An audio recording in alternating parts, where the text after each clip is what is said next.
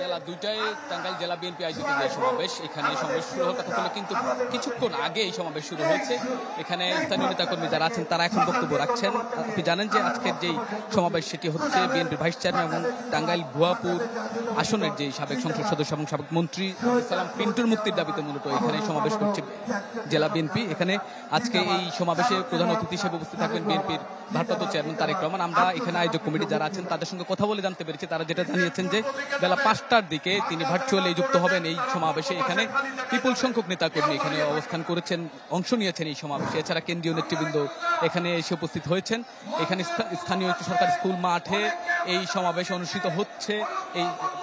আপনি জানেন যে লন্ডন থেকে বিএনপির ভারপ্রাপ্ত চেয়ারম্যান তারেক রহমান ভার্চুয়ালি যুক্ত হবেন, এখানে বক্তব্য রাখবেন। এই জন্য মাঠের 3 পাশে 3টি সাইড স্ক্রিন বসানো হয়েছে, যেখানে ভার্চুয়ালি বক্তব্য দেবেন নেতাকর্মীরা, বক্তব্য শুনবেন। এখানে নেতাকর্মী যারা এসেছেন তাদের সঙ্গে আমরা কথা বলেছি এবং কেন্দ্রীয় নেতা যারা আছেন তাদের সঙ্গে আমরা কথা বলেছি। তারা অধীর আগ্রহে অপেক্ষা করছেন তাদের নেতা এখানে বক্তব্য রাখবেন, বক্তব্যে তাদেরকে দিক নির্দেশনা দেবেন, এই নির্দেশনা দিয়ে তারা তাদের কর্মকাণ্ড চালিয়ে যাবেন।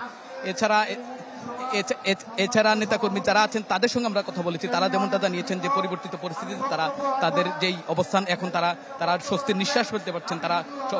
তারা তাদের যে দাবি ছিল এই দাবির প্রতি তারা সমর্থন জানিয়ে তারা কথা বলতে পারছেন এবং তাদের যে দাবি আছে তারা আগামীতে চান তারা সুশাসন, মানবাধিকার এবং গণতন্ত্র প্রতিষ্ঠিত হলেই তারা বলছেন যে বাংলাদেশের মানুষ যে সুফল দিয়ে গণতন্ত্রের যে সুফল পায় এই সুফলটা পাবে বলে তারা মনে করছেন।